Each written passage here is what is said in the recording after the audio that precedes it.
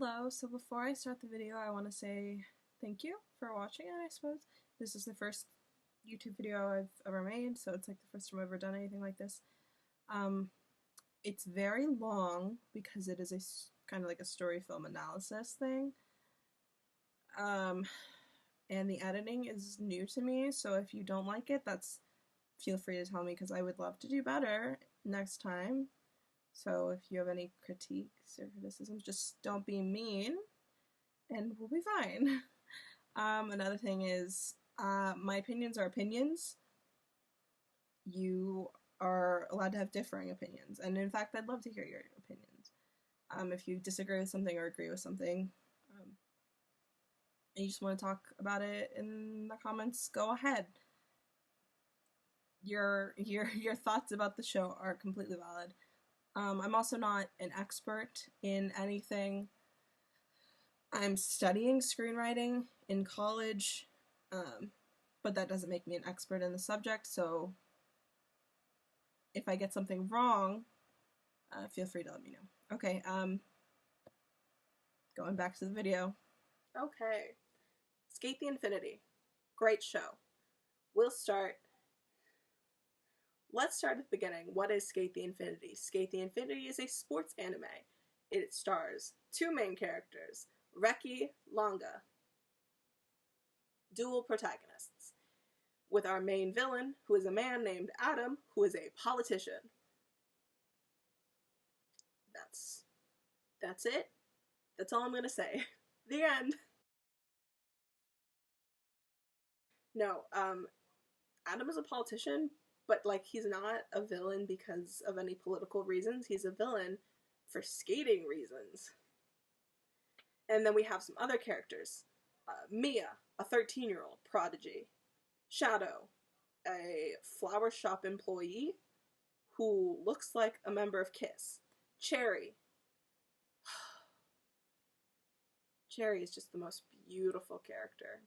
Long pink hair. Cherry is my ideal person. Yes, I want to look like Cherry. I want to look like teenage Cherry, but also AI skater Cherry, but also calligraphy Cherry. I just want to look like Cherry. So I dyed my hair red, even though I said that Cherry was my ideal person to look like. Moving on. And then Joe, who is a beefy, muscly man with green hair and a tattoo. He is cool, and he is also hot. Who else? Tadashi. Tadashi is important to Adam's story more than any of the other characters. Now, I am a sucker for romance, and I am an even bigger sucker for love in multiple forms. But I am the biggest sucker. I am novelty store rainbow lollipop level of a sucker for metaphors. Specifically, love metaphors. In Sk8 the Infinity, skateboarding is a metaphor for love. I'm gonna draw a heart.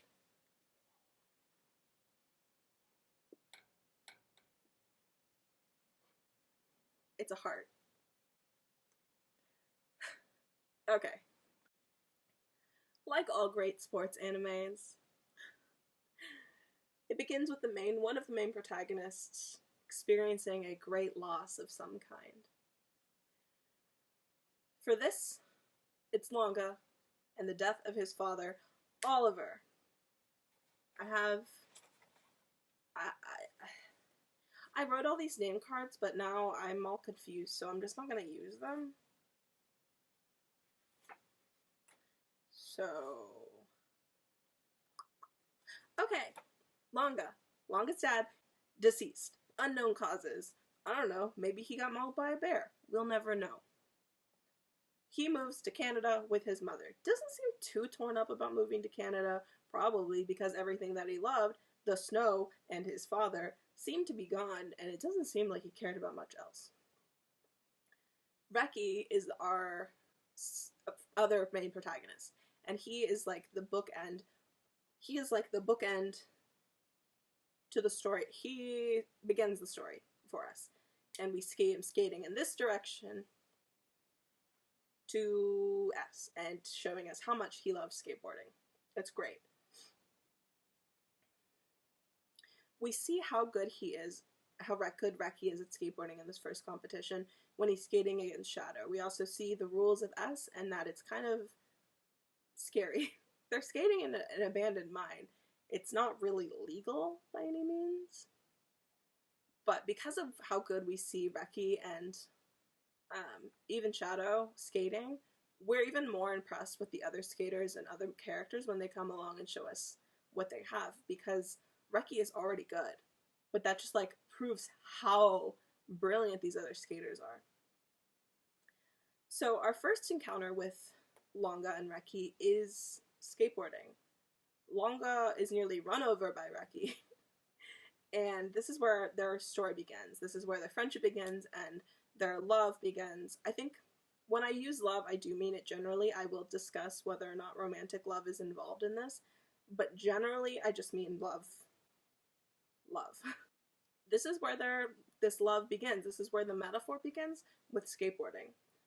Longa then learns sort of how to skateboard. He learns how good he is at it.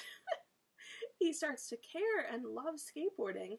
And Reki realizes how cool Longa is. And this is kind of how their love begins to bloom. And later,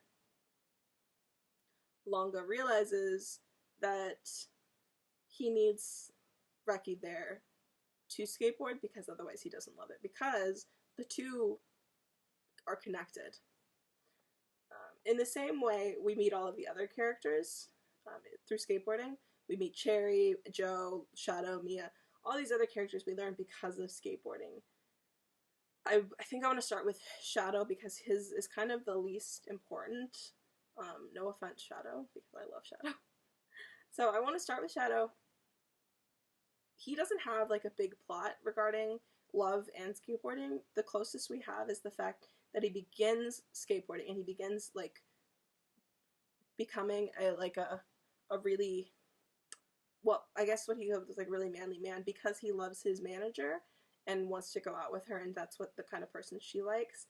So that's what he does. He wants to be the perfect man for her, so he begins skateboarding and gets all into that. And he's really just a big softie, despite how scary he seems. The second character, who I kind of want to talk about, who is also kind of irrelevant, unfortunately, rip Mia, I love you, Mia, is Mia. He is 13, and he is a prodigy. The problem with Mia is that, in terms of S, is that he is a professional skater, and so he doesn't have like the raw, rough streets skating talent that the others do, because he has regular skater talent.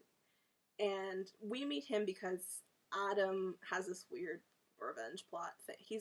Adam has problems, and convinces him to join in. And we learn later that Mia is alone because of skateboarding, but at the same time, skateboarding brings him to his new group of friends and helps him grow as a person and as like develop as a human being, because that's kind of something that he's got to do. I feel like it's important to note that I don't think that Mia and Shadow are like irrelevant characters to the plot or the story. Just for the purposes of me explaining what my brain said about the metaphor and whatever, they have like the least amount of evidence to push that theory forward, so that's why I wanted to have them first. When I said irrelevant, I didn't mean irrelevant to the story, because they are really relevant and really important to the story.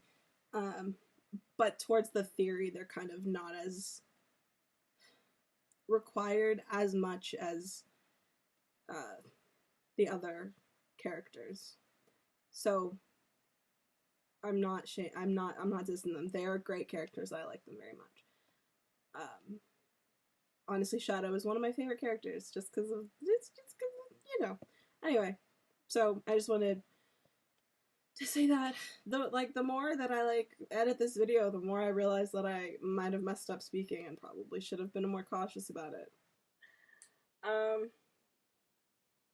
want to talk about Joe and Cherry. Now, these two aren't like main recurring characters until later. Like, we only see them a couple times in the beginning. in the first episode or two, mostly because those two episodes, like the beginning episodes, are mostly used to focus on Longa and Reki's blossoming friendship. But Joe and Cherry, on the other hand, already have a friendship. They have a relationship prior to the start of the show, and it is evident that they knew each other in high school. It's not clear if they met in high school, but it is very clear that skateboarding brings them together in high school and bonds them in a way. And it also bonds them with Adam. And these three characters are clearly impacted by skateboarding. But regarding Adam, Cherry is the most affected by Adam. Adam comes into Cherry and Joe's life in high school, as I said, and they all experience the love of skateboarding together. And Cherry, because of Adam on a skateboard, looks up at Adam with these like really big awestruck eyes. And it's pretty clear how much he cares about Adam. And for the purposes of this metaphor, I want to read into it as love.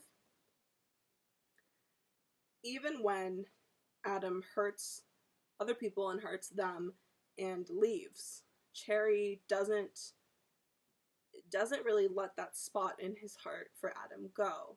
In fact, it holds on through the entirety of their like early adulthood into the show. And it isn't clear. It isn't clear whether or not Joe loved Adam, because there are really no scenes with him looking at Adam in the same way that Cherry obviously does, and Joe also doesn't get to beef with Adam. However, it is clear how much Joe loves Cherry. People really just gotta drive on the street that's in front of my garage. The audacity. Joe looks at Cherry in the same way that Cherry kind of looks at Adam in high school, with like admiration and care, and he's like willing to fight Adam because Adam hurts Cherry, and that's very cool. It's very cool of him. He totally does love Cherry. Like, I can't even say that he doesn't, because he totally does, even though they're fighting all of the time. But even Adam points out that that's kind of a skit, and we realize that it's a skit pretty early, that they're friends. We realize that they're friends. I mean, Joe knows Cherry's name is Kaoru, and Cherry's like, don't call me that. But it's clear that like, they know each other. But it really isn't until Adam kind of points out that it's a skit for them to be fighting that we realize that although their friendship is kind of based in all of this fighting, it is really just play. It's play fighting. Like, this is what they do. This is how their friendship works. And, I mean, I think we pick up on this earlier, and we know that they're friends, and we know that they're messing around and being funny. And this is just how they express their friendship for each other, is in these, like, fighting, because they know so much about each other, and they spent so much time together. They travel together, like, there's no way to say that they're not friends. But, like, not that Adam would know, because Adam's a piece of shit and kind of left their lives. But the fact that they're playing around really resembles a lot of people's friendships anyway. Like, I fight with some of my friends a lot. It's not because I don't like them, it's because I do.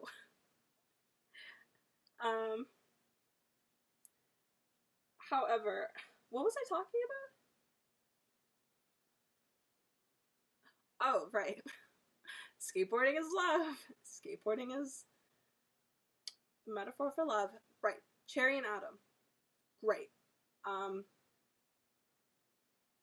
gotten very lost in my brain. I have notes, but I don't even know where to start. I got so off track.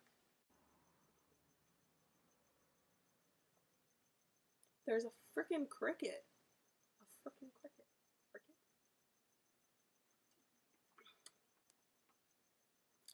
I look fantastic today. I really do. My hair could use a wash, but like,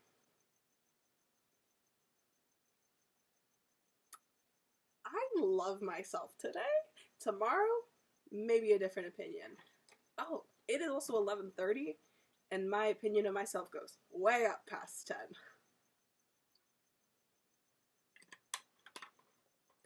Right, where were we? Cherry and Adam. Cherry and Adam. Cherry and Adam. I only have a card that says Cherry, Joe, and Adam, so that'll have to do.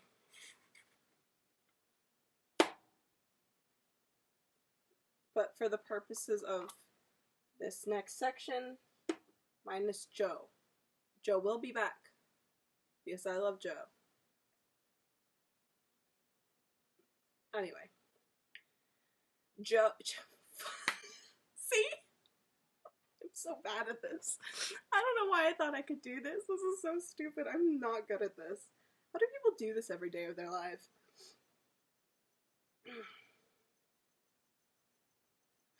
Cherry has a visual arc. Has a visual, not really dialogue-based, proof of how skateboarding is a metaphor for love. So, Cherry is holding a place in his heart for Adam, and although Joe, there is a fucking cricket. Shut up. Shut up, for the love of all things good. Be quiet. Whatever. I think I might just have to start this section over again. Alright, I guess I'll start over.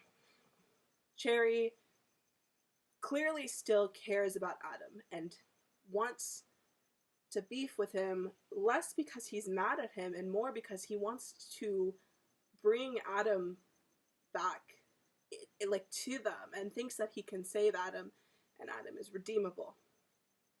He is so positive that Adam can be saved and brought back. And this like optimism about it is because Cherry cares so much about Adam. Joe, on the other hand, does not care about Adam in the same way. He is angry at Adam and wants to beef with him because he's kind of like ticked at him. However, the eyes that Cherry makes at Adam at the beginning of their relationship, so high school, which we don't really see until later, is direct parallel to the way that Reki looks at Longa. And we don't see the same parallel between Joe and Cherry. However, we do see how much Joe clearly cares about Cherry. And I think this is mostly accentuated in two things. One, they're fighting, and the fact that Adam points out that it's a skit. They are really just play fighting, and that's just the way that their relationship works. Although at the beginning we think that they might not be friends, that they're kind of enemies, even frenemies. The more we learn about the two of them, the more time that we see them spend together and talk about how they went on vacation, that they were high school friends, that they know everything about each other. And then Adam says it's a skit, and it's all kind of put together that in no way are they frenemies. They are friends. They are best friends. You can't even call them frenemies. They are just best friends. They just happen to fight all of the time. Because that's how their friendship works for them. That's how they express their friendship. And that's like perfectly fine. But it's very clear that Joe cares about Cherry. Cherry probably cares about Joe, but it's really not as obvious that Cherry cares about Joe as it is that Joe cares about Cherry. Adam and Cherry, in episode 9, they end up beefing, and Adam physically breaks Cherry's heart with a skateboard. On screen, we see Adam pick up his skateboard, smack it. Cherry goes flying back after being smacked in the face with a skateboard, but on screen, we see Cherry fly back and break into glass. We see the glass breaking. We see his heart breaking physically because Adam hit him with a skateboard. This is It's right in front of you, people. It's right in front of you. Skateboarding, love, the whole 9 yards right there between Cherry and Adam. And it is this is kind of when it like solidified it for me that regardless of what we end up thinking about the romantic relationships, skateboarding, this sports anime about skateboarding, the skateboarding is representative of love, and we're supposed to learn something about love through skateboarding and through this show. And the scene where Cherry falls back into, and it's like glass is breaking, like proved that for me personally. And like the proof of this kind of only goes on past episode 9. It just kind of gets better, and you just see it more and more, and I love it. On a side note, can we talk about the English voice actors? Jonah and Damon are giving us so much Matcha Blossom. They, oh my god, honestly, they seem to ship it harder than any of us. They looked at these characters. They looked at these characters and were like, Then they looked at themselves, both members of the LGBT, and were like, I'm gonna play these characters as gay. These characters are queer. And I love it. Absolutely love it. Don't even care. They're giving us so much content. Not to mention that they didn't know each other. And that they met and were like, best friends. Let's do it. We're best friends now. These characters have made us best friends. It's great. I love it. Adore that. I made this video right after the sub ended. So the dub was only... The dub was at like 8 or something. It's at 9 now, I think. Anyway, it got further. Jonah and Damon did more.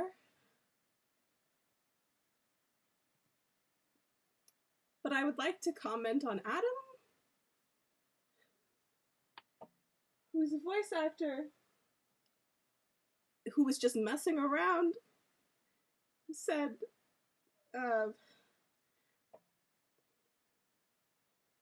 like, something girls, bros, and non-binary hoes. Either way, he said non-binary hoes because he was just messing around and it was inclusive or whatever, and he was just, duh. And they put it in. They put it in the dub.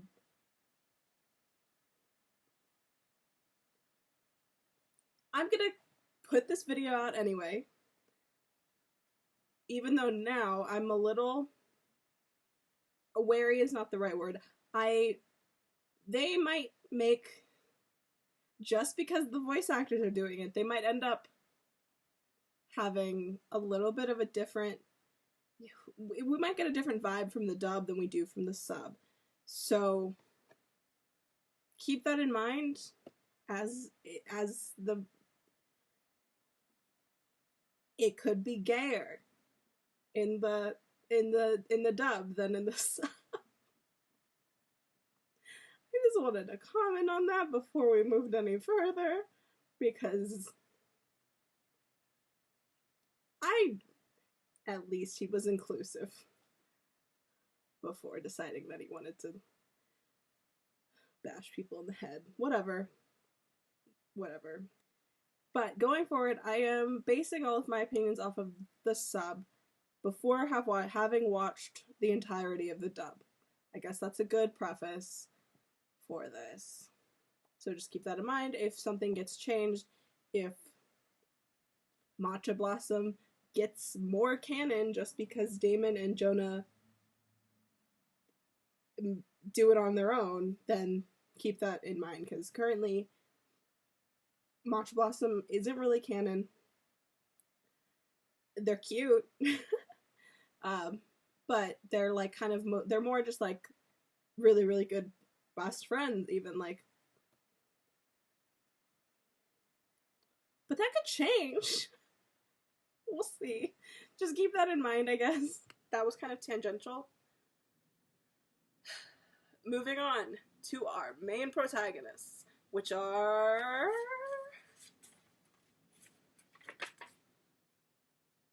Nope. Why are these... That's right, because I remember I put all of the characters who I thought were in love in pink.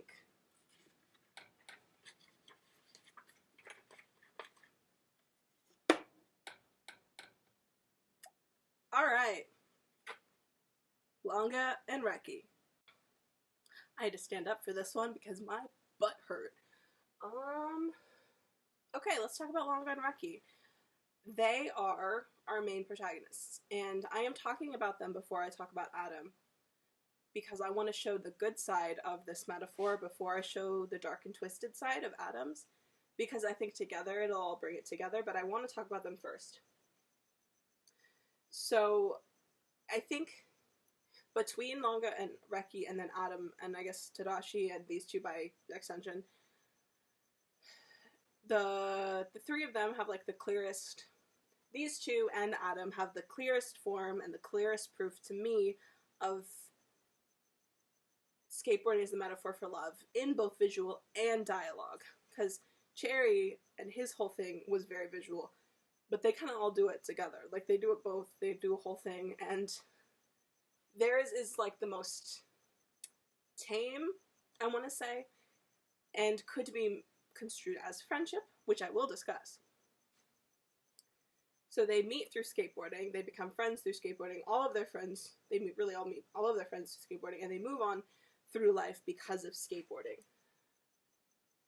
I want to talk about Reki first, I think, because his story is about loving himself. It's about loving yourself. Love, self-care. Self-care. Self-care. Self-care.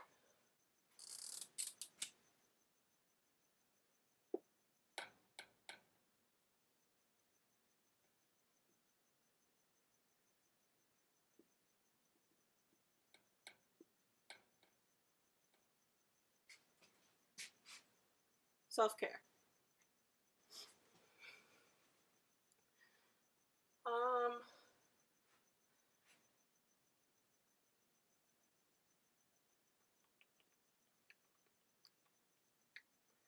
So Reki introduces us to skateboarding first. He is introduced first to us as an audience, and then he introduces Longa to skateboarding, and he is actually, I think he's considered our main character. Despite the fact that Longa has a lot more screen time, Reki ends up changing the most. He has the most development as a person, because Longa, although we see like some a character change between the, like a relationship change and like his development in learning what he feels about skateboarding and by extension what he loves, Reki has to go through like a very personal change and an internal change, which makes him a main character, and he is our main character. However, he doesn't even seem to be our main character like halfway through the middle, which is really telling of his character arc. So when Longa and Adam show up, really, and Longa starts proving to be much better at skateboarding than Reki is, like, he has pure talent for skateboarding. Even though he can't really, like, do an ollie, he doesn't really know how to do any of these technical things, he can skateboard on these illegal courses, like, really well. And when Reki feels like Longa's in danger because of Adam, because Adam is a scary, weird-ass clown guy, he's feeling inferior to himself, and then he thinks that Longa kind of chooses Adam when Longa decides to skate against Adam, so it kind of doubly feels bad about himself. Reki doubly feels bad about himself. He feels inferior to them, he feels like he can't do anything, and that he doesn't really deserve to be around them, and he puts down his skateboard. Like, he stops skateboarding. He avoids skateboarding. He doesn't take a skateboard to school. Like, it's a very clear representation of how he's pushing away the people that he loves by pushing away the thing that he loves, which is skateboarding. Again, Metaphor for love. um, he doesn't love himself enough to think that he deserves love from another person or from other people. And then eventually, towards the end of this like depression arc for him, he picks up his skateboard again. He doesn't ride it, but he picks it up and he goes into town, and in a very relatable way, he ends up getting himself beat up and letting himself be beat up and then saying that he enjoyed it. He doesn't think that he deserves love. He doesn't love himself enough to think he deserves love. But as soon as he starts to kind of pick up the skateboard and kind of allow love into his life again, allow him to love himself, his lack of love, I don't know how to explain it. He becomes self-deprecative, but he loves himself enough that he thinks he deserves to feel good about himself, so he gets himself hurt because sometimes self-deprecation makes you feel better. Not self-deprecation, self-destruction makes yourself feel better. If I go shopping and I spend $300, you better believe I'm going to feel good for a little bit, and I think I deserve that I feel good for a little bit. But in the long run, I'll be broke and still sad. And that's kind of what he went through. And like, when I saw it, I saw him pick up the skateboard and kind of like feel like he deserved a little bit of good in his life. Yeah, that's what I'm going for. His manager from the skate shop tries to help and tries to encourage him, and it doesn't really work all that well because all it convinces Reki is that Reki isn't as good, and that's okay. But for Reki, it's not okay because that's not what the goal is. The goal is never going to be, for Reki, it's never going to be, I'm going to be better than somebody else. The goal is later is to enjoy it, really. And at the time, when he is not better, he's not enjoying it. The only reason Reki gets up and stops thinking about how he feels and how everything feels is when he learns that Shadow and Cherry are in the hospital. I think maybe even he just learned that Shadow's in the hospital, but both Shadow and Cherry are in the hospital, and he perks up and immediately goes to see them. Because he cares about other people. But he is so kind of like ashamed of himself that he goes and he sees Longa and Joe and Mia, and he can't bring himself to be with them because he still doesn't believe that he deserves to exist with them in the same realm. So, while running away from his feelings and not skateboarding, he gets hit by a car.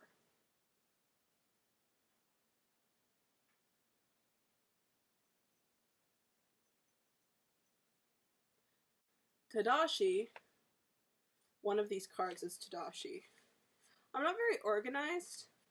If you couldn't tell, backwards, Oliver says dead on it backwards, but you can't read it because it flips again. I hate everything. I spent so much time writing these stupid words and sniffed so much Sharpie. For what? For nothing, because I don't really want to use it anymore because I'm tired. Tadashi hits Reki with a whole car. A whole...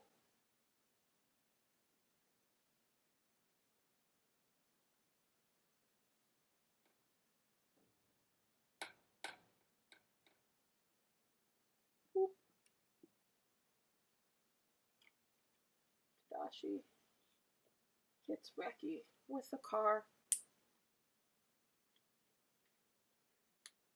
You like my drawing?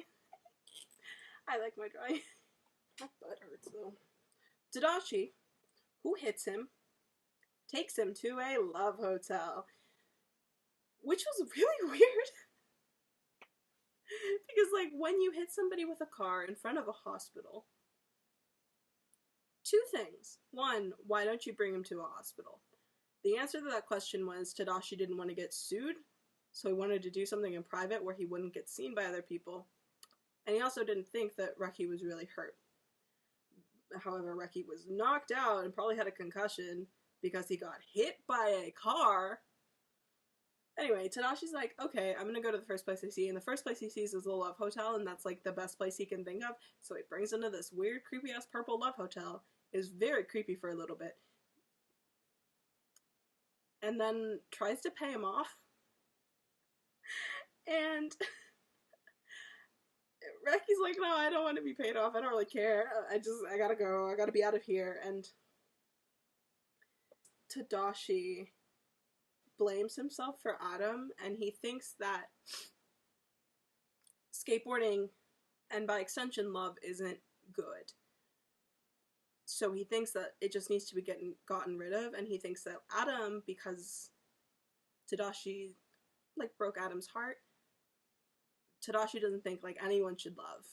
And by extension skateboard, it's like a whole thing. It's really extreme, but like he doesn't think anyone should skateboard because skateboarding only gets you hurt.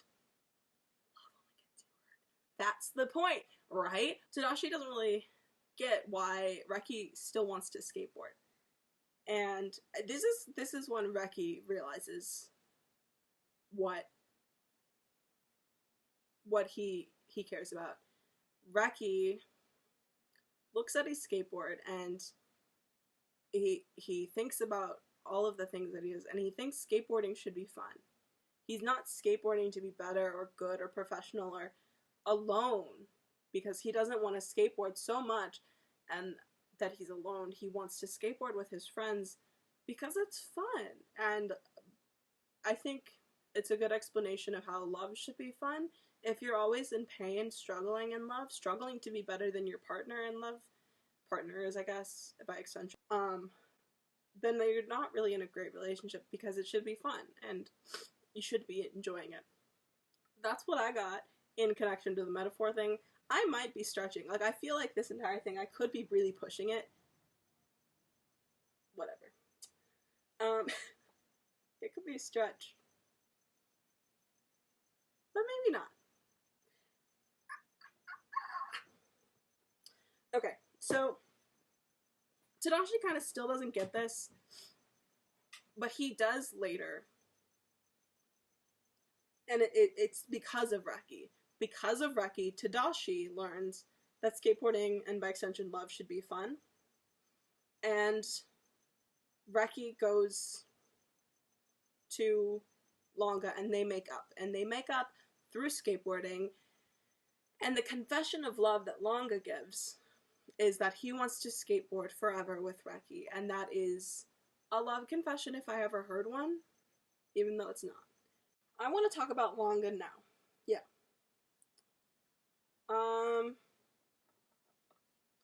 Longa is a great character. He's not our main character because he doesn't go through the same personal change that he does as with the other characters. Longa. He doesn't have the same personal change within himself that Reki does, so he doesn't get to be the main character, unfortunately. He is a protagonist, though. He is the deuteragonist. Yeah, you get it. Cool. Longa loves snowboarding. And this is because he loves his dad, and his dad taught him to snowboard. And when his dad dies, he stops snowboarding because he doesn't have his dad around. And he doesn't have his dad around to love at the same time that he loves snowboarding. He realizes that those feelings of love exist again in skateboarding. What he doesn't realize until later is that it isn't the skateboarding that makes him feel love. It's Reki that makes him feel love. Which, I don't know how people don't think is canon, because I feel like people are like, oh, well, that's just feelings of, like, admiration and love in a friendship sense, even. But how can you not think that it's romantic when his heart beats faster when people... Whatever. He realizes that his heart beats faster and that he loves skateboarding because he loves Reki, because he loves being around Reki, because he loves him. And he loved his dad. And he needed...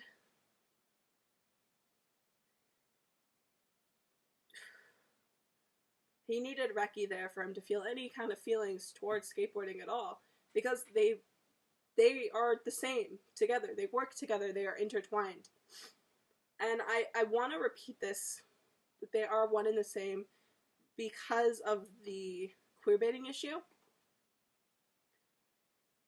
Reki and Longa I have in pink because I think they're in love.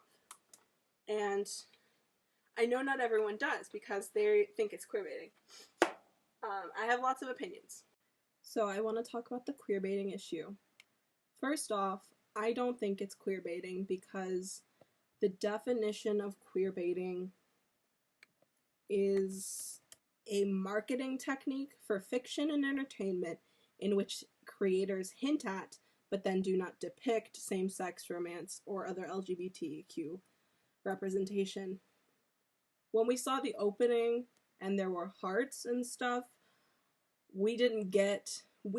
some of us jumped to that conclusion, but the way that the show had it, like, it's very clear that immediately that, like, Adam is the cause of that. But at the same time, so, like, the definition of queerbait, I don't think it falls into it. I don't think it was used to market us to get us to watch the show. Second, I do believe that Longa and Reki are as canon as we can get them. Well, Longa and Reki are as canon as we can get them, in my opinion.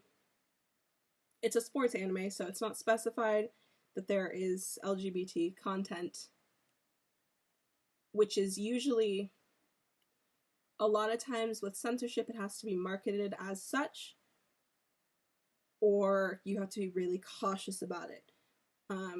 For Yuri on Ice, they were really cautious about it and even censored and covered the kiss. And so when we saw that, when we were watching it in 2016, as it came out, we didn't know that it was a kiss. We were like, was that what I think it is, or are they just messing with us again? Because they wanted to, like, get away with that because it wasn't marketed as such. So the target audience was people who watch sports anime, which is broader than the people who watch LGBT content. These are target audiences, not just like people who watch it. The target audiences are these people. Another thing, I talked to a couple of my friends who were, like, raised in Japan, and two of them have seen the show. So I talked to them, and the way that they said it was like when they watched it, that for them it was canon. That those two characters, as well as they said that those two characters were canon to them. And the list of reasons that one of my friends gave was, well, they had Longa say that he liked Reki, and although it could have been construed as a joke or a misunderstanding, the fact that the show revolves around the relationship implies kind of that they wouldn't make that joke. Like, they wouldn't use it for comedy purposes only. It has an impact on their relationship. And another reason is that they are minors, and in America and Japan, parents are kind of iffy about their kids seeing gay people. That doesn't change. Like, honestly, America's not that far ahead of Japan. We have some anti-discrimination laws. So, and then my other friend who lives in California, who saw it, said that it's completely different in California than it is in, like, small towns in Japan. But that they have a lot of media cover, like, they have a lot of queer people in media. It's just less in media that's targeted towards younger audiences, for the same reason that we have less gay people in America targeted towards younger audiences. It's getting a lot better here, and it's slowly progressing over there. However, people are still very wary of it, so it gets censored a lot. And I brought up the fact that there are minors for two reasons. One, it's because the show is targeted towards younger audiences. And two, it's targeted towards younger audiences, and the nature of the show isn't intensely emotional. It's not given, it's not this really emotional powerful, like sobbing all of the time journey. It's a coming of age story and learning about yourself kind of story, but it's targeted towards younger audiences. And two, when we say things like, oh, Yuri and Ice had really great representation in sports anime, Yuri and Victor are adults, and people are apparently more okay with adults than with minors. Longa and Reki, I personally do think that they are canon, and I'll go into that further when I talk about Longa. But I want to say that it's a good rule of writing that if the characters have to kiss or have an explicit love confession, that it's bad writing, because if your characters aren't in love before that, then you're writing them wrong. If like that's the reason that they're in love, then that's the bad writing. And so Longa says that he likes Reki. They have this "I want to skate infinitely with you forever," which is one of those like forever confessions that's like a confession. And then all of the open dialogue and the way that they look at each other and act with each other compared to the other characters. I see it as like a canon relationship. An opinion that other people might have that I think applies to this situation is, because I think that skateboarding is a metaphor for love, and I think that's what they're trying to say, and I think they're trying to teach us about love and relationships and growing and change through skateboarding.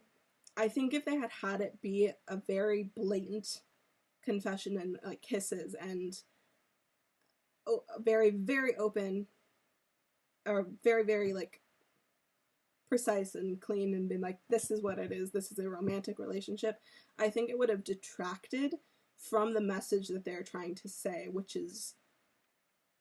isn't about romantic love. The message isn't romantic love, the message is love general. So I think having your main characters be so obviously in romantic love could distract from the other forms of love that they're trying to teach. Although I do believe that they do end up claiming that it is romantic love by the end, and I will talk about that more. So that's where I stand on it, and that's what I believe, and that's why I don't think it's queerbaiting. And even if it is, like, even if you think it is, I don't think shutting it down is the correct way to go about it. If we shut it down, it won't help anybody. Because for a lot of people, it is queer representation. Just because you don't think so, just because we live here and we feel like we're being baited, the way that they go about media is different. And shutting it down might just mean that it doesn't reach the right people. And I think that's more. I think the lessons about like toxicity and change and love and what love should be fun, is important. And I think it's important that we don't shut the conversations down. Longa, I want to continue to talk about the skateboarding as a metaphor for love, because I just mentioned it again. They do this really cool thing with the dialogue, which is really annoying for us as audience members, but they do this thing where they don't finish their sentences and don't like tell the whole sentences, and mostly Longa just doesn't finish his sentences. And this is like most seen in like after they make up and at the end. Longa says that he only realizes how much he cherishes things, how much he cares when they're gone, because he didn't realize how much he cherished blank, or something like that. You know what I mean? And it's like, I cherish how much I cherish blank. And the thing is, it can be filled in by his skateboard. He didn't know how much he loved his skateboard and how much he cared about his skateboard until it was gone. Like, he didn't know how much he cherished the skateboard. But it can also be filled in with, he didn't know how much he cherished his relationship with Reki. He didn't know how much he cherished Reki until Reki wasn't there anymore. And it's open-ended not to bait audiences, but to prove this metaphor. It's open-ended not because they want to like trick you into thinking, oh, it could be Reki, but you know it's skateboarding. It's because it's both. Because he cherishes both, because they are one and the same in the context of the show. Both fit into this space. It shows the words in the sentence, they do the same thing. The last sentence is like this sentence, is like the previous one. Longa claims that he found his happiness, that his happiness is blank. And we see Longa skating in the opposite direction that Reki does at the beginning of the show, talking about skateboarding and happiness. And Longa claims that he found his happiness and he's going. And we see someone who's obviously Reki, but we only see him with his hood up at the S thing with his skateboard, and Longa is skateboarding. And we're expecting Longa to say skateboarding. We are expecting it because the show is about skateboarding. It's a sports anime about skateboarding. Skateboarding makes Longa happy, except it doesn't. Skateboarding with Reki makes him happy. Reki makes him happy. Both work the same. And so when he doesn't finish a sentence, when he says his happiness is, my happiness is blank, or happiness is blank, it just ends. Happiness is, it can be filled in with both. Because it is canonical. Canonical? Yeah, that's the right word. It's canon that Longa's happiness isn't skateboarding. He doesn't find joy in skateboarding. He finds joy in skateboarding with Reki. So when we find, when this ends, he says his happiness is blank. We know his happiness isn't skateboarding. His happiness is skateboarding with Reki. But the scene doesn't show that. The scene says his happiness is, and then it cuts to a shot of Reki. Reki turns around, takes his hood down. It's clearly Reki. His happiness is Reki. And therefore skateboarding with Reki. This is like the last sentence, and it 100% encapsulates what the metaphor is to me. Like, it isn't my favorite. It's my, the dialogue, oh, I love, it's what made it very explicitly canon to me. And although the argument against queerbaiting I made earlier still applies, like, this is what did it for me personally. It wasn't the explanation that the explanation that they did with Yuri on Ice for queerbaiting. It's this. This is what made it canon, is the fact that we know that Longa's happiness isn't skateboarding, it's Reki. And we know that the fill in the blank at the end isn't going to be skateboarding. It can't be skateboarding.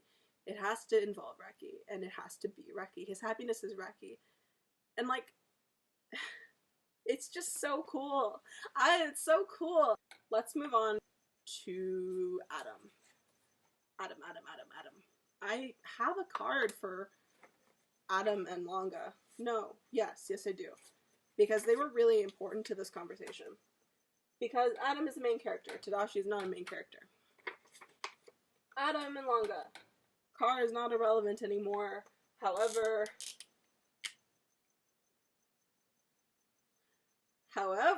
you know what's relevant to this one? What I can draw? If I can find my marker that I can't find because I lost it. Where did it go? There it is. Apple.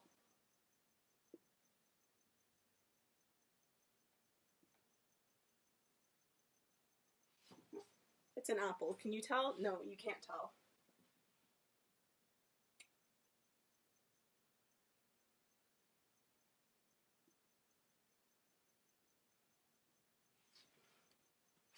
Apple.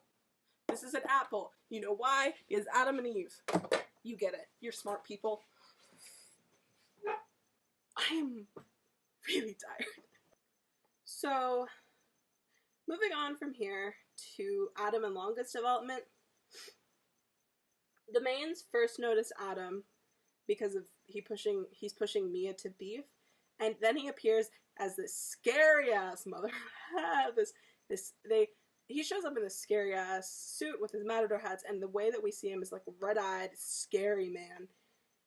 And he challenges Reki and Longa, and it's all very dramatic and very stupid. And the more that we learn about him, the more dramatic it becomes because Adam is a politician and a businessman. Like, he is a well-known person, although Longa probably wouldn't know this. Reki might, and the others would. Cherry definitely does know who he is. Joe knows who he is. Shadow knows who he is. Like, any of the adults, anyone who has ever followed Japanese politics would have known who he was at the time. And I'm just, like, by extension thinking about how I think about politics, and I know a lot about American politics, and so if I was in Japan, I feel like I would know a lot about Japanese politics. So I feel like any of the 20-year-olds or above know a lot about Japanese politics, and would, like, I don't know how they wouldn't know. It's like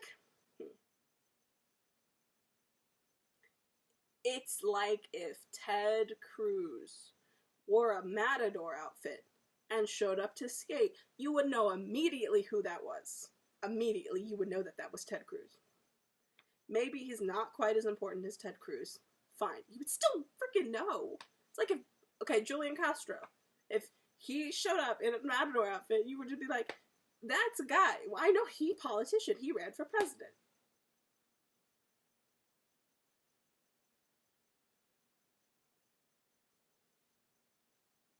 Okay.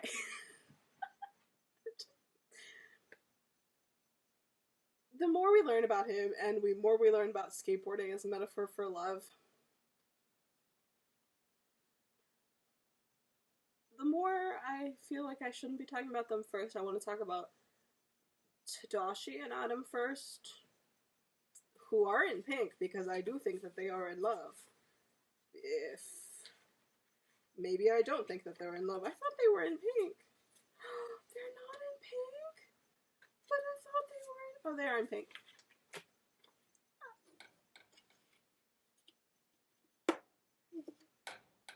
Okay.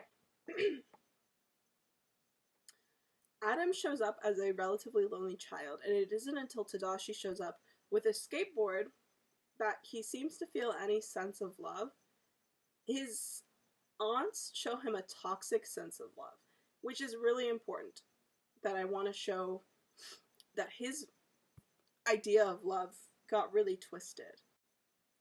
Because of his, like, kind of toxic, really aggressive family who had high expectations of him even as a child and would smack him with, like, a cane if he was out of line, his only escape from this really aggressive, toxic, professional adult world as a child was Tadashi and skateboarding, the two of them together. And his father, another harmful figure in his life, ends up burning his skateboard when he's a teenager. And he burns the only thing that Adam seems to love, and Tadashi, who is meant to be the loved one who skated with him and brought these things together, does nothing to stop it. He essentially lets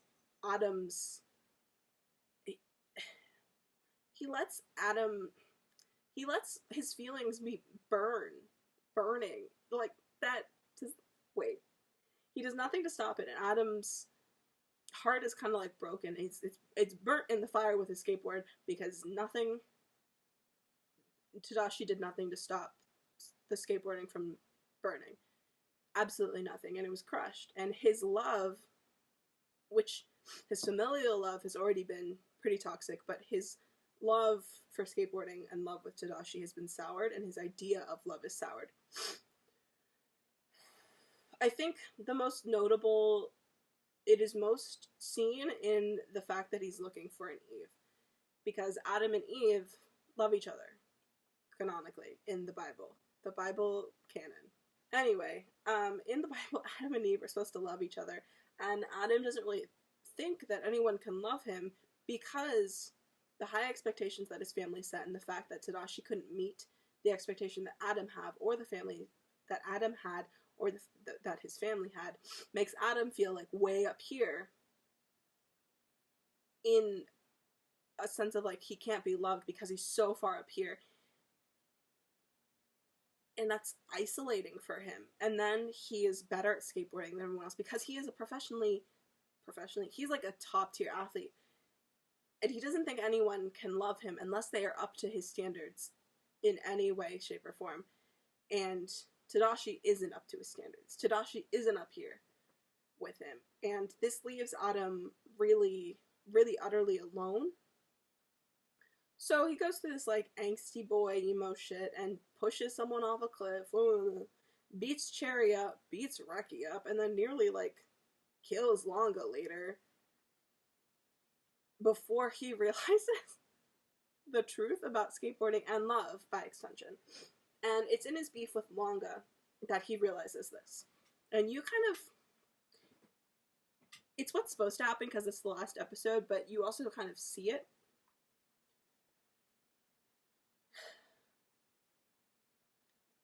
In this beef with Longa, Adam realizes why he's skating.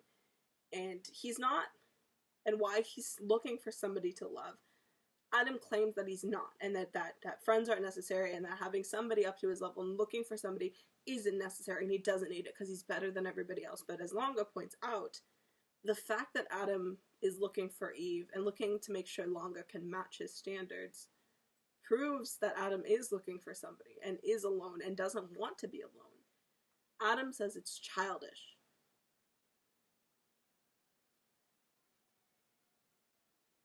Adam thinks it's childish and claims that he isn't chasing love. But Longa points out that he is chasing Longa. He's chasing companionship. He's chasing he doesn't want to be alone anymore, so he's chasing Longa. Because he thinks that Longa can reach his standards. He thinks that Longa can be good enough at skateboarding and thereby just standards in general. He's good enough to be friends with, good enough to love.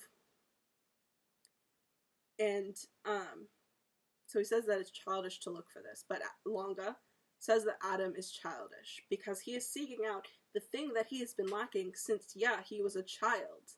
He's seeking it out actively in a very dramatic way.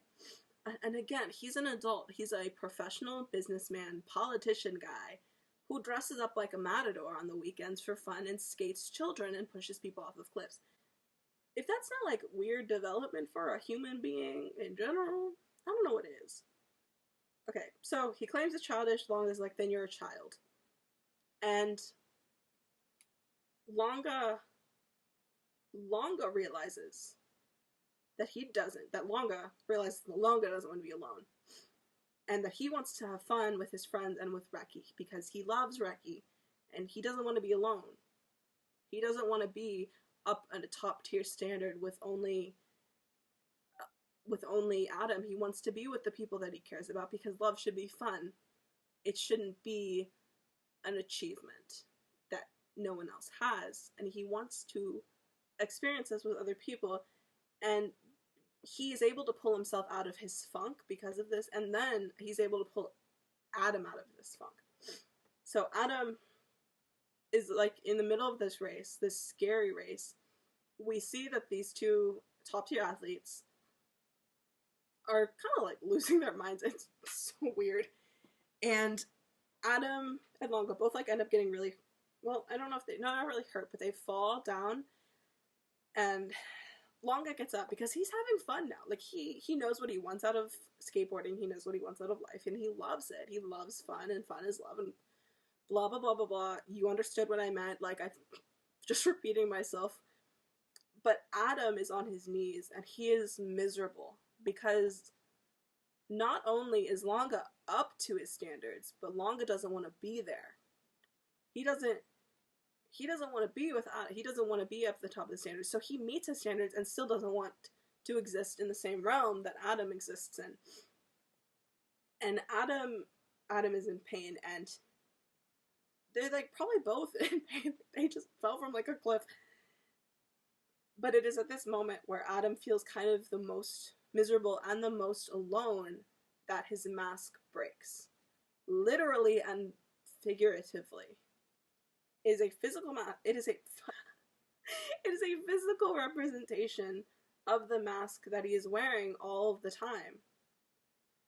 He is a scary, scary, creepy man who dresses as a matador. He is a politician.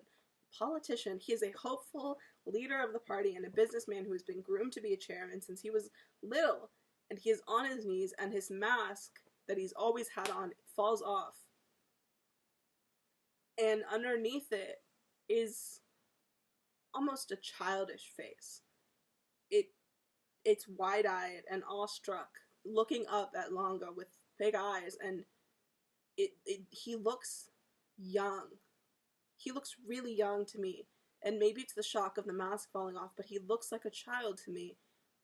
And that was so, like, profound to me, because his love was so twisted and stunted because of his family, and even by Tadashi not standing up for him, that he never got the chance to progress out of that, and he's only existed with a childlike sense of love, with this young teenager sense of love.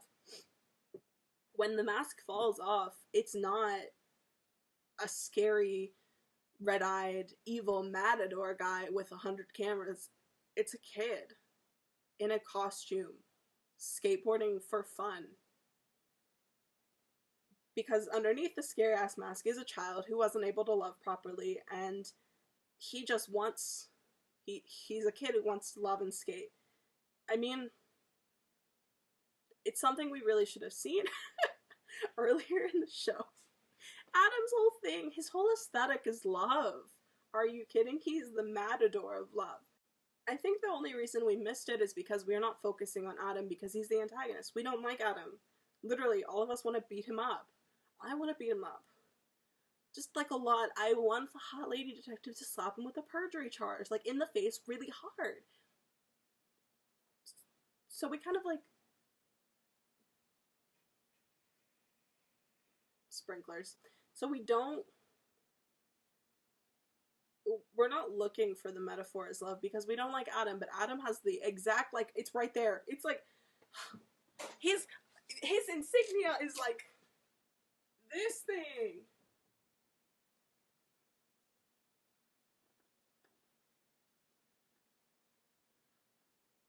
Like that's, but like there's a swirly or something, I don't know. Insignia! I can't tell if this is a high in my life or a low. His whole aesthetic is love because that's what he's looking for the whole time. He's looking for an Eve because he's looking for love. And this whole sign shows up between him and Tadashi a lot. Because his love has been tainted, poisoned by his family, and Tadashi not standing up for him. So his outpouring of love in order to find somebody suitable is also tainted. And like that's why we dislike him, because he's the antagonist. But it is just as tainted because of the things that he's gone through. His love, and by extension the outpouring of his love, is like cracked as hell. He hurts people because he's been hurt. Like that's the whole cycle for him, is he's pushing people off cliffs using a skateboard and bashing Cherry's head in with a skateboard because he feels that way, because he feels like other people did that to him. But Longa shows Adam that skateboarding isn't something that it should hurt like that. That it should be something fun. It should not be some dark, twisted, poisonous thing. It should be good and happy and fun. And it's like really in these moments that Tadashi and... Okay, well, it's in this moment and the one with Reki that Tadashi, who is the main reason that Adam doesn't really trust love right now, Tadashi even sees how good it is. He sees how good it is and how fun it is to skateboard, how fun it is to love. Not gonna stop repeating that. And completely changes his view of Adam in the last couple of episodes. Mostly when he realizes that the pain that he caused can't be really fixed by him any more than it already has. That it needs to be fixed by somebody else who is also alone. I want to move on to the implied romance, but I did that too early. I had like a whole thing between Tadashi and Adam. They have hearts everywhere, these two. It's too early. All of the characters... Oh, wait, no. That's wrong wording. Of all of the characters, even the two main possible couples of Longa and Reki, these two,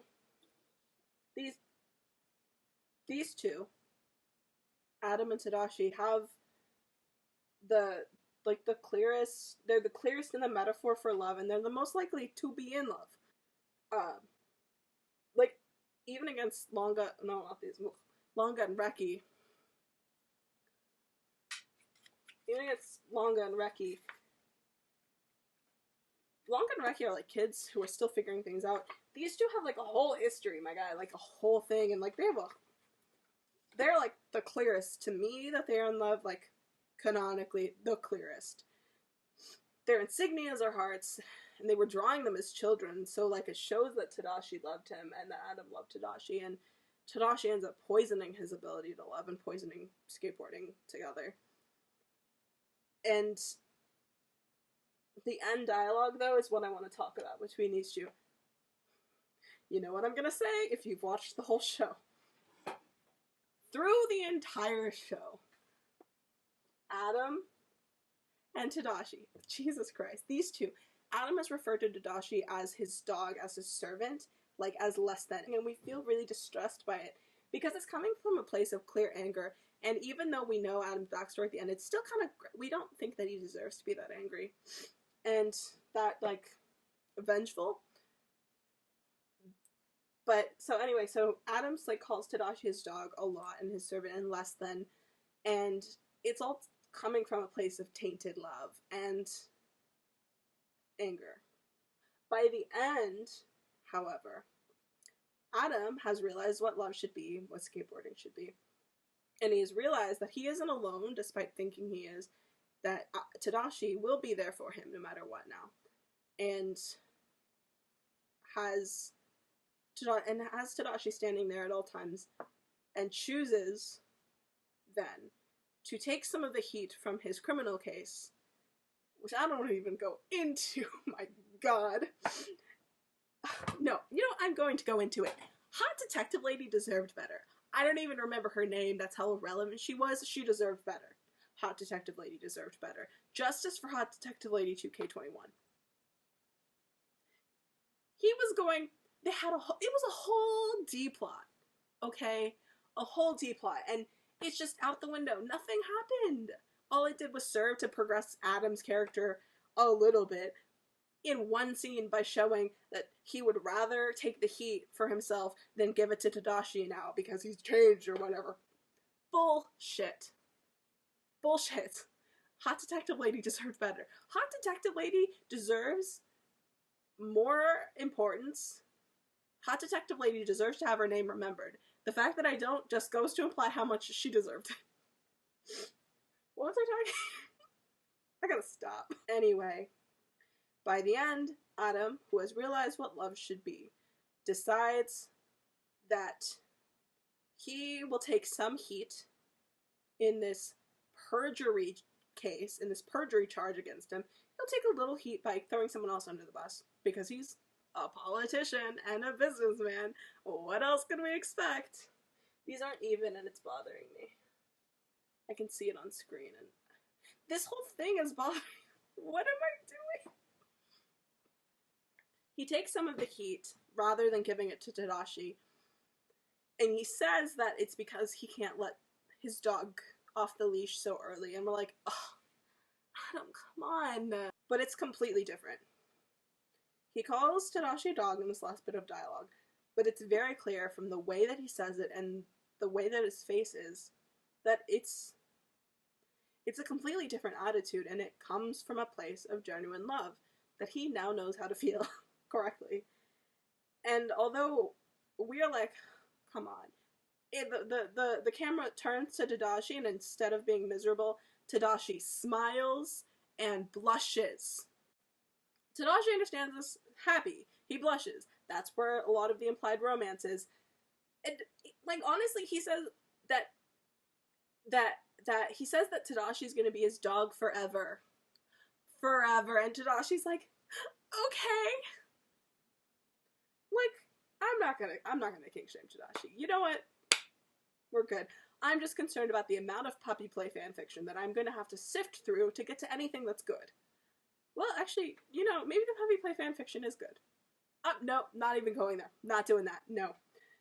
It's basically a marriage proposal, though. Like, that's the closest thing that we got. That, like, forever, you were going to be my dog. You're gonna be with me forever, we're gonna be together forever. Like, as my dog, but, like, you seem to care and like that, so it's fine, I guess. I wanted to insert here that even though I believe that Tadashi and Adam are, like, as close to canon as we can get with the two adult, possible relationship, they're as close to canon as I think we're gonna get. That doesn't mean that that's a good relationship. Or a healthy one. Both of these characters are, like, really messed up from the family and the way that they treated them, so don't go romanticizing it, I suppose. I'm warning against romanticizing their relationship anymore. Then, like, it is what it is. To, like, keep that in mind. So, regardless of, like, what we think of Adam being really controlling and awful by the end still, and Tadashi, like, seemingly okay, totally okay with that, like, keep in mind that they like grew up in a really toxic environment, so maybe don't model your life after them. In conclusion, I suppose Adam and Tadashi's rekindling of the love that they had through skateboarding is the most clear, like obvious, like representation of skateboarding as a metaphor for love. But Lanka and Reki have like the most. They're the main characters, and theirs is like supposed to be staring us in the face. But I feel like Adam and Tadashi's is like the clearest. Reki and Langa's is more.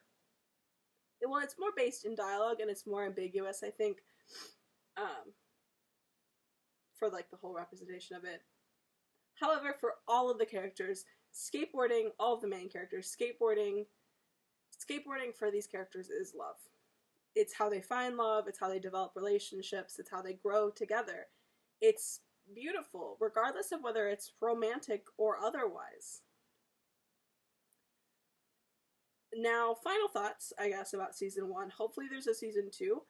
I wish Detective Lady didn't get transferred. What's her name? You know what? She deserves for me to look up her name. I went on a whole rant, and then I just didn't look up her name. Hot Detective Lady. I think hopefully when she moves to her transfer place, she gets to bust a bunch of criminal ass and finds a nice partner, a nice romantic partner too, and they settle down and have a nice life together. And then she goes on to kick criminal ass. You know what would be even better? If Hot Detective Lady, I hope that she like rises through the ranks as detective and becomes like commissioner or something, or like in some sort of other high politician, and ends up taking Adam down politically. Yeah, that'll do it. I'll be happy. Season 2, season 3, here we come. Hot Detective Lady. Her name is Kiriko Kamada. She's so pretty. I would die for Kiriko Kamada. She's a hard worker. She's a detective. You know how much work that takes? Jesus Christ. Anyway, but she never learned to skate, so maybe if she learns to skate, she'll get a chance at being a main character. Or maybe not, because whatever. It's a sports anime and a comedy, so maybe it's not going to be that dramatic. Who am I to complain about death? Depth? God. I can't speak.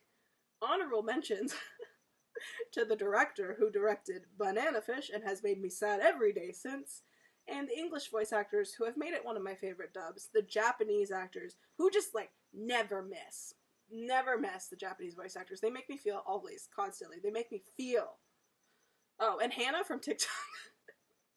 Because all of my opinions about Sk8 the Infinity started because she talked about it so often on her TikTok page, and like that's all she talked about for like the last 2 months. And honestly, thank you, because I love this show, and I wouldn't have watched it if you hadn't recommended it, because I trust your recommendations. And also, some of the things that you said in like your TikTok videos, I used kind of like influenced the way I thought about this. So thank you, Hannah. I guess that's really all I have to say about it. It's in my top 10 anime of all time. Maybe I'll do a recommendation video. No, maybe not a recommendation video. Maybe I'll just do a ranking of my favorite anime. Because it really is one of my favorites. It really kind of, in terms of the level of like points I would give it a 7.5 out of 10. And most of that is due to the story and plot hole flaws that fall under the Hot Detective Lady. Kiriko, I learned her name. I would recommend it to anybody. It's not as good as Yuri on Ice, in my opinion. As a sports anime, Yuri on Ice is better. As a romance, the subplot, Yuri on Ice is better. Story and change, it's up there. The fact that they had skateboarding be a metaphor for love wrecks me, and it really changes like its level the most is the fact that they did that, and the way that they left it open for that purpose. It makes me so happy. And it puts it way up there on my list. In terms of story alone and metaphor and that whole shebang, I don't know. It's not number 3. Maybe number 5 in all story. Yeah. I think it's number 5. And this is just season 1. So I'm looking forward to what season 2 brings, if it does, and the manga, if it continues after season 1. So, this has been my video. I might post more things. It'll be great. I'll see you later. You can follow my socials below. They're linked down below. I post sometimes on TikTok. I rarely post on Instagram. Hello, thank you for watching this video. Again, say whatever you want and below. I would love to do something better if I do this again ever. It was very nice to do. It was fun. I'm glad I did it. Have a nice day. Remember to drink water. Or don't. You probably have free will. But I would like it if you did. And I'd also like it if you liked this video. Click it down below. I did it. I did the thing. Ew. So, see you later? Probably. Maybe not. Who knows? Life is unpredictable.